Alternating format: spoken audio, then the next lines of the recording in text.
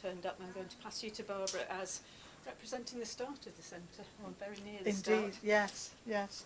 I can't believe that it's so long since I've been connected. But when I was working, oh, I don't know, I think it was 94, 95, when I was working at Berry College, Sarah Berry, who has been here but is not here now, came and talked to quite a few people in the education world, and just said, people have been getting together who are service users, who have mental health problems, and they're not altogether happy with the service they're getting from the NHS.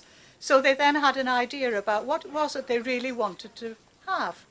And in fact, from that point on, it began to be created. And really, it's an amazing history, which was largely initiated by therapists in the first instance through Mind, and then from just one member of staff in the centre who started the whole thing off, and gradually people started coming in, and we got money bit by bit by bit until obviously we're still going 20 years on. But first of all, can I just sort of say thank you so much to everybody, those who are here, but also those who have not been able to come, the past trustees and the therapists, of whom we have one, and also staff. There are some pictures there of people who have been staff and who are currently staff as well, more of which later, and the many, many volunteers that we've had. The centre would not have been able to continue or even evolve without the volunteer support that we've had from an amazing band of people. And also local folk. Ivan Lewis from Parliament said he was going to be here, but he's not managed to arrive yet, so hopefully he will come. But he has supported us over the past, as indeed have councillors as well, and we hope that they will continue to do so. Now, the vision that the people who are suffering from mental health problems, the vision that they had was that there should be a space with music, with plants, with friendly people, with stories, everything that was creative, that allowed people to support each other without necessarily drugs and all the rest of it.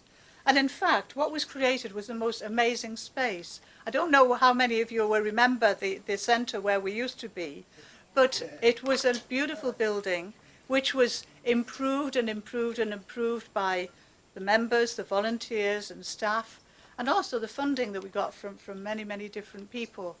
And in particular, the garden was an amazing place, and we're extremely fortunate in having two people who in fact designed and supported the growth of that garden. They looked at the site and found the energies within it. I don't know what, there's a poster there, but ley lines across England and north and south. They meet in the centre, which then became the centre of the circle of stones that we had. And the flow of water through just meant it was an incredibly special space. So if you want to find more about it, then these two people here, Mel and Dave, are people who will be able to explain much more about the basis of it.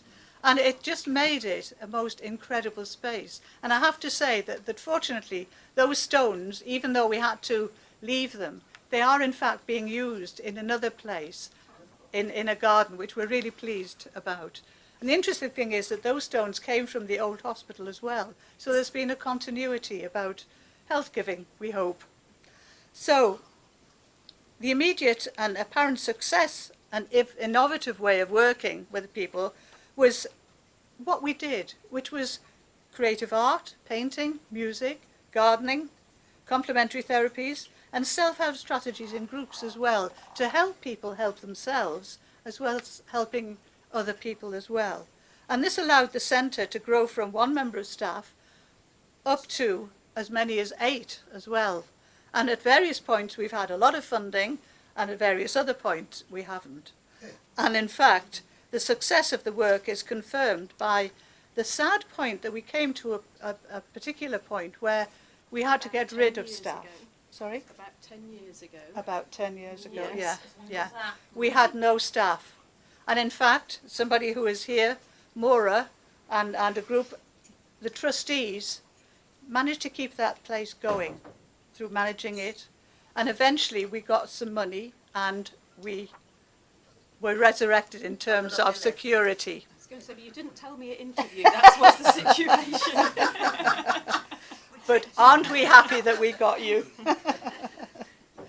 And the other aspect of the funding, because obviously charities have to depend on funding, but we've been really fortunate right from the beginning of having a grant from the government via the PCT, as was then, to keep it going. And recently it's changed. Obviously the CCG now is different, but we now have a service level agreement with them, and it's the reason why we have been able to move and why we are still able to be here, and that we hope will continue.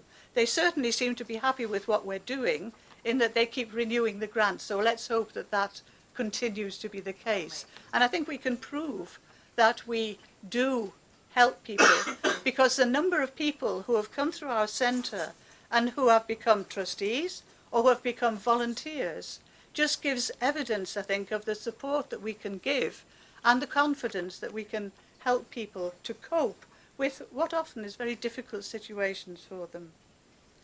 So, the large part of the success of the centre is due to the staff, and as you say, particularly Liz as manager, and the amazing support coordinators that we have, who have continued and developed the centre and continue to do that.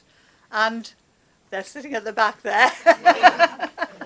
And one of them is not here, but we've had an amazing staff who work so well as a team, and I think without them it wouldn't be the place it is. So thank you from me anyway. Thank you to all of them.